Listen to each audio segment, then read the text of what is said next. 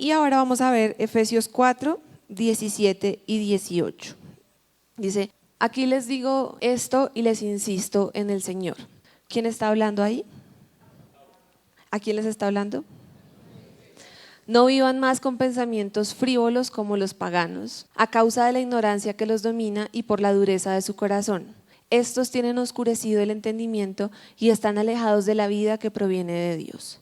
Han perdido toda vergüenza, se han entregado a la inmoralidad y no se sacian de cometer toda clase de actos indecentes. ¿Cuántos han tenido una vida antes y una después? Yo creo que es necesario no solamente conocer, sino tener un encuentro personal con Dios. Eso hace que nuestra vida cambie. Uno muchas veces conoce a alguien, ha tratado algunas palabras con ella, pero no ha tenido un encuentro con esa persona, no sabe lo que le gusta, sus intereses. Entonces mi invitación, más que a conocer a Dios, es a tener un encuentro personal con Dios, que es lo que va a hacer que nuestra vida realmente cambie. Entonces Efesios 4, 17 al 19, acá hay algunas frases que acabamos de leer, pero están en Reina Valera y en Nueva Traducción Viviente que me parecieron chéveres. Entonces dice que la vida que nosotros teníamos antes de conocer a Cristo era vanidad de nuestra mente. Entonces generalmente uno se encuentra trabajando por vanidad, por una casa que sea chévere, por un carro que sea chévere, por poder pagar una universidad que sea chévere, y eso está mal. Pero eso no es lo más importante, eso no debe hacer que nuestra vida gire en función de tener más cosas, en función de tener una mejor posición, en función de tener más dinero, porque el reino de Dios acá en la tierra no consiste en que nosotros seamos millonarios, consiste en que nosotros hagamos el propósito con el cual Dios nos ha creado en esta tierra. En el cielo sí habrán calles de oro, mar de cristal, pero aquí nuestro llamado no es a ser millonarios. Si tenemos medios, qué bueno que Dios nos ha bendecido, pero el propósito de Dios no es bendecirnos para hacernos millonarios.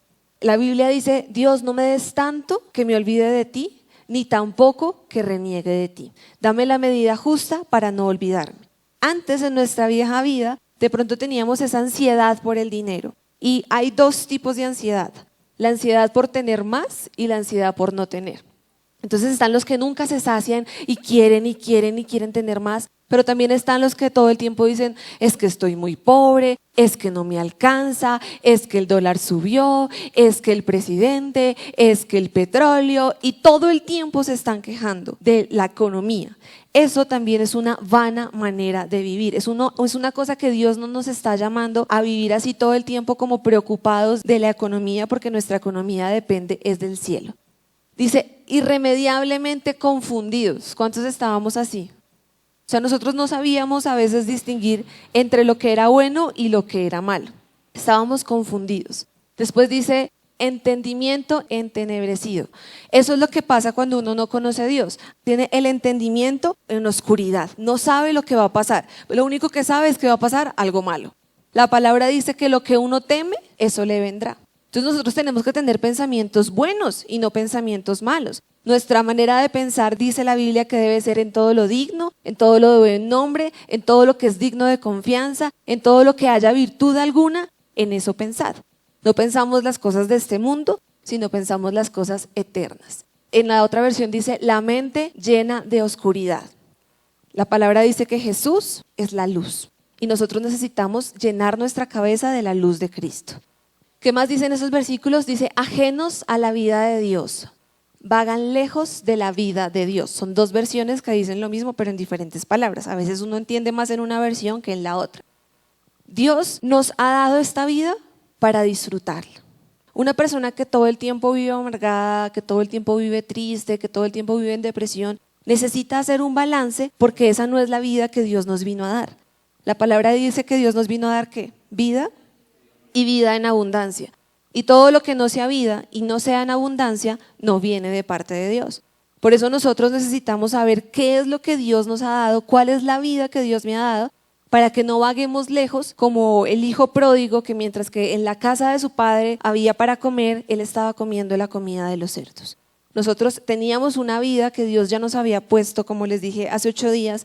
No es que ustedes llegaron a la iglesia y Dios dijo, uy, súper que llegó, ahora sí le voy a dar un propósito, ahora sí le voy a dar un talento, ahora sí le voy a dar un don. No, cada uno de nosotros, desde el momento en que Dios pensó en crearnos y nos creó, nos dio a todos un talento, un don, un propósito para venir a esta vida. Por eso es que cuando uno estudia filosofía en el colegio, pues a los que estudiaron filosofía o los que estudian en universidad, el dilema es ser o no ser. La pregunta es ¿para qué estoy hecho? ¿Por qué estoy en este mundo? Y esa es la pregunta que el ser humano siempre ha tenido. Y la respuesta es que Jesús ya nos vino a dar una vida y una vida en abundancia y que cada uno tiene un propósito con el cual Dios lo ha creado. Así que eso que están pensando los filósofos, la respuesta es Jesús. Dice, cerraron la mente y endurecieron el corazón hacia Dios. Cuando los niños están pequeños, uno les enseña a discernir entre el bien y el mal. Pero algunos jóvenes, en el momento de su niñez, por la relación que tuvieron con sus padres, cerraron los oídos y ya no quieren entender nada sobre el bien y el mal. Y es ahí cuando uno dice, pero ¿por qué se puso tan rebelde? ¿Por qué actúa de esa manera? Porque tiene cerrada la mente y endurecido el corazón. Y a los grandes también los pasa. El Espíritu Santo tiene una voz, la voz de la conciencia, que le dice no hagas esto, o haz esto, o mejor vete por aquí o por allá. Hay personas que sienten la voz de la conciencia y la callan tanto que ya nunca más la vuelven a escuchar. Por eso dice que antes de conocer a Cristo, nuestra mente se había cerrado y nuestro corazón se había endurecido. Antes de conocer a Cristo, las personas han perdido la vergüenza. Las personas que no conocen a Dios cometen un pecado y son tan burras que piensan que eso nunca va a salir a la luz. Y la palabra dice que todo lo que está en oscuridad saldrá a la luz. Entonces uno pierde la vergüenza y la embarra. Perdieron la sensibilidad. Y no es más sino ver las noticias y yo le he preguntado a una persona, ¿será que las noticias en todo el mundo son así, tan charras como las nuestras? Que robaron, que le pegaron, que lo atracaron, que lo iban a matar y ya uno pierde la sensibilidad al ver las noticias, ¿o no? Uno ve la noticia y uno, uy, terrible. Pero ya nuestro corazón ya no es tan sensible como antes. Hasta que no nos toca a nosotros, nuestro corazón no se hace sensible. Y en la vida de antes viven en los placeres sensuales y practican con gusto toda clase de impurezas. Y miren que la palabra no está hablando de placeres sexuales, sino de placeres sensuales. Viven de placeres sensuales, o sea, ya no es necesario ni siquiera la sexualidad, sino que con la sensualidad ya están pecando. Entonces, son personas que toda la parte sexual que Dios ha creado la han pervertido. Y hoy en día vemos cantidad de cosas en contra de la palabra de Dios con el sexo. Y la palabra dice que uno de los peores pecados que se cometen son los pecados sexuales porque están atentando contra el propio cuerpo de uno, que es el templo del Espíritu Santo. Entonces, esta es la vida que nosotros podemos ver en el mundo. Si usted se identificó en alguna de estas áreas, es necesario revisarnos porque debe existir una clara diferencia en lo que antes éramos y lo que ahora somos. Si nosotros todavía luchamos con vanidad, si todavía tenemos áreas oscuras de nuestra vida, si no estamos viviendo la vida plena que Dios nos dio, etcétera, etcétera, tenemos que revisarnos porque eso no fue lo que Dios nos vino a dar. Vamos otra vez a Efesios 20 y 21. Dice, no fue esta la enseñanza que ustedes recibieron acerca de Cristo. O sea, todo lo que acabamos de ver no fue lo que Cristo vino a enseñarnos. Si de veras se les habló y enseñó de Jesús según la verdad que está en él, con respecto a la vida que antes llevaban, se les enseñó que debían quitarse el ropaje de la vieja naturaleza, la cual está corrompida por los deseos engañosos. 23. Ser renovados en la actitud de su mente y ponerse el ropaje de la naturaleza creada a la imagen de Dios en verdadera justicia y santidad. Es necesario tener un encuentro personal con Dios. Nosotros como padres tenemos la obligación de guiar a nuestros hijos a la iglesia mientras que son pequeños, mientras que ellos no son capaces de tomar decisiones, pero llega un momento en el que ellos tienen que aceptar a Jesús como su Salvador personal. No porque en nuestra casa somos cristianos, nuestros hijos también son cristianos. Ellos deben llegar al momento en el que toman la decisión de seguir a Jesús por convicción propia y no por obligación.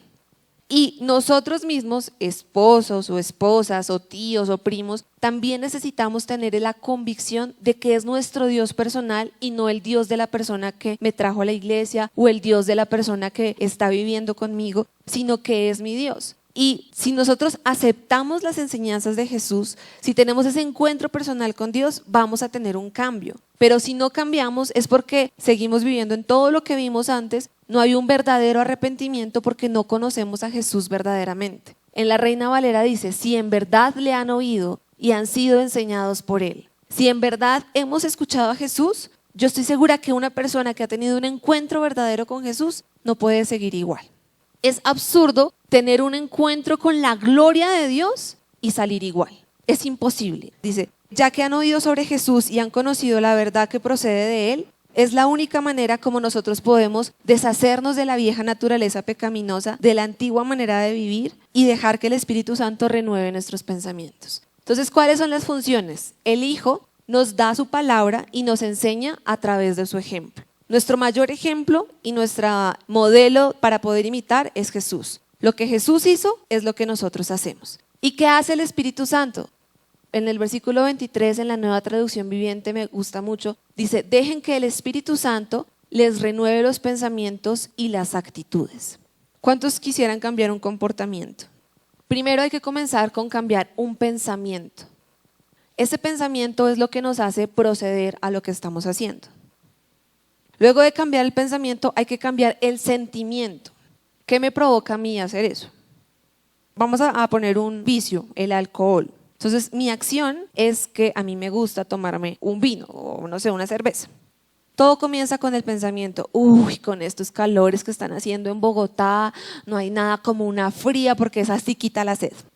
Un sentimiento, es que cuando yo me tomaba esas frías, eso era inmediato, no había Coca-Cola, no había agua y yo me sentía refrescante, sentimiento.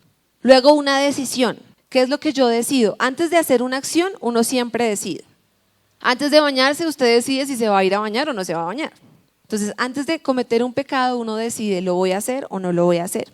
Después se convierte en una acción y luego esa acción se convierte en un hábito. Pensamientos, sentimientos, decisiones, acciones y hábitos. Entonces, ¿cómo cambiar un hábito? Pues primero tengo que cambiar mi pensamiento, luego tengo que cambiar el sentimiento, luego las decisiones, las acciones y así el hábito. ¿Y lo puedo hacer solo? De ninguna manera. La palabra dice, dejen que el Espíritu Santo les comience a renovar los pensamientos y las actitudes. Y para eso, ¿qué hay que hacer? Para dejar que el Espíritu Santo nos renueve los sentimientos y las actitudes. Morir. El Espíritu Santo no puede vivir donde hay otro rey. Si el Espíritu Santo me está diciendo, no, mira, mejor haz esto, no pienses así, mejor actúa así. Pero yo digo, no, es como yo diga, Señor. Entonces el Espíritu Santo va a decir, ok, ya no te voy a decir nada más porque si tú sabes mucho, entonces yo te voy a dejar que tomes tu camino. La única manera que nosotros tenemos para renovar nuestros pensamientos es decirle al Espíritu Santo que tome el control y dárselo. Y dicen, despójense de esas cosas, de la antigua manera como ustedes estaban acostumbrados a vivir y dejen que Dios comience a tomar las riendas de su vida. Dice, me pongo la nueva naturaleza creada para ser a la semejanza de Dios, quien es verdaderamente justo y santo. Dios nos hizo a imagen y semejanza de Él desde el Génesis, ¿se acuerdan? Dice que nos hizo a imagen y semejanza de Él. Pero esa imagen de Dios se perdió con el pecado. Pero cuando vino Jesús, la palabra dice que nos hizo un nuevo Adán y una nueva Eva. Ahora nosotros podemos volver a tener la misma condición inicial de Adán y Eva porque Jesús con su sangre cubrió el pecado. Y ahora nosotros estamos creados a la imagen y semejanza de Dios. Que cuando las personas hablen conmigo, digan, así habla Dios, así actúa Dios, así piensa Dios. Volvamos al versículo 25. Dice, por lo tanto, dejando la mentira, hable cada uno a su prójimo con la verdad, porque todos somos miembros de un mismo cuerpo. Si se enojan, no pequen, no dejen que el sol se ponga estando aún enojados, ni den cabida al diablo. El que robaba, que no robe más, sino que trabaje honradamente con las manos para tener que compartir con los necesitados. Eviten toda conversación obscena, por el contrario, que sus palabras contribuyan a la necesaria edificación y sean de bendición para quienes escuchan. No agravien al Espíritu Santo de Dios con el cual fueron sellados para el día de la redención. Abandonen toda amargura, ira y enojo, gritos y calumnia y toda forma de malicia. Más bien sean bondadosos y compasivos unos con otros y perdónense mutuamente, así como Dios los perdonó a ustedes en Cristo. Hay unas cosas que tenemos que dejar y unas cosas que tenemos que tener. Y miren lo inteligente que es Dios, más bien lo lindo que es porque nos ayuda a entender la palabra. Y a veces nosotros decimos, yo quisiera cambiar tal cosa. Y cada vez que ustedes leen esta porción que acabamos de leer, dice, si quieren dejar la mentira, ¿qué tienen que hacer? hablar la verdad. Si quieren dejar de robar, ¿qué tienen que hacer? Trabajar y qué más. Y darle a los otros, porque si no, entonces no está la labor, porque usted le estaba quitando a alguien, ahora trabaja para darle a otros. Entonces, siempre que nosotros queramos cambiar una cosa en nuestra vida, cambiamos un hábito malo por un hábito bueno. Porque si no, ese vacío va a quedar y ¿de qué lo van a llenar? Quitar lo malo y poner algo bueno en su lugar. Entonces dice que, según los versículos que acabamos de leer, ¿qué tenemos que hacer? Dejar la mentira. ¿Cuántos saben que mentir es algo fácil? Lo peor de la mentira es que después uno no se acuerda que la dijo. Entonces tengamos cuidado porque a veces nuestro detector de mentiras está alterado. Y decimos, esta no es una mentira, esta sí es una mentira, pero esta no. Entonces, digámosle, Espíritu Santo, afíname bien el detector de mentiras para que cuando yo la vaya a decir, no me quede duda de si es o no es. Entonces cambiamos la mentira por la verdad. Cambiamos el enojo por dominio propio. Entonces las emociones no son malas. Si hubieran sido malas, Dios no nos hubiera creado con emociones. Y si hubieran sido malas, Dios no tendría emociones. Pero la palabra dice que Dios lloró, que Dios se emocionó, que Dios se regocijó, que Dios se alegró. O sea, Dios tiene emociones, las emociones son buenas. Dios nos hizo con las emociones. Entonces, ¿qué es lo malo? No dominarlas, que las emociones me dominen a mí. ¿Qué emociones podrían ser, digamos que, mal manejadas? El enojo, la ira, la tristeza, porque la tristeza conduce a depresión. La alegría extrema, o sea, hay personas que se alegran tanto que botan la casa por la ventana. Bueno, cambiamos el enojo por dominio propio. Un tip es no se acuesten bravos con nadie. Yo cuando era cristiana, nadie en mi casa era cristiano, pero les enseñé. En esta casa no nos acostamos bravos porque no sabemos si nos vamos a morir esta noche. Y todos, uy, Diana. Yo los evangelizaba así, a la bonita. Entonces después eran como, Diana, acuérdese que no nos podemos acostar bravos porque nos podemos morir esta noche. Yo, sí. Entonces puede ser un poco trágico, pero puede pasar. Entonces, dominio propio y no acostarse tarde. Digo, no acostarse tarde, sino no. También. No acostarse peleando.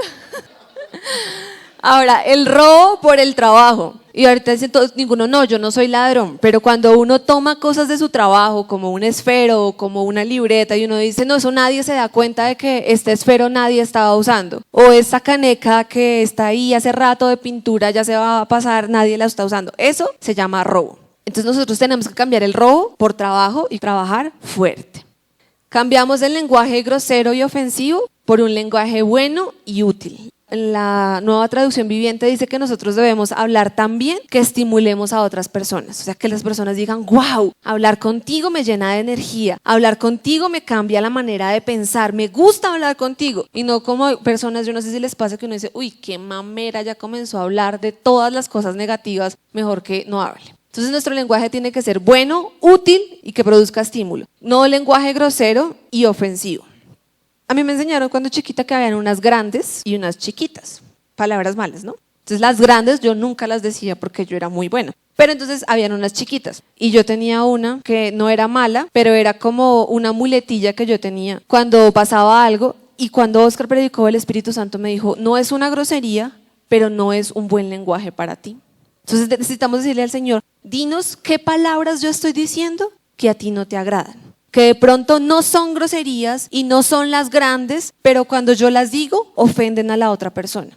Cuando yo le digo gorda a una persona, eso ofende. Y tal vez uno le dice gordita, gordis, gorda, pero usted no sabe cuando usted se refiere a una persona que está sufriendo de sobrepeso y usted le dice, uy, mire ese gordo que va pasando allá, quién sabe hace cuánto no hace dieta. Esa persona que está gorda, aunque usted no se lo está diciendo a esa persona por dentro llega a su casa a llorar.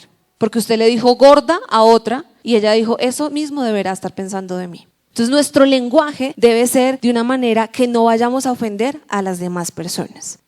Debemos dejar la amargura. ¿Y cuál es la contra que la palabra nos da para la amargura? La amabilidad. Sonreír cuesta, pero vale la pena. Otra que tenemos que dejar, la furia. Necesitamos ser de buen corazón.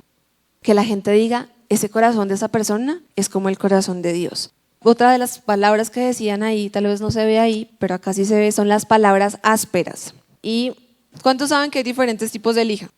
Hay unas que son suavecitas, como la lima de las uñas de encima, pero la lima de las uñas de acá, pero está para lijar la pared. Y nosotros sabemos qué tipo de lija yo puedo sacar con cuál persona.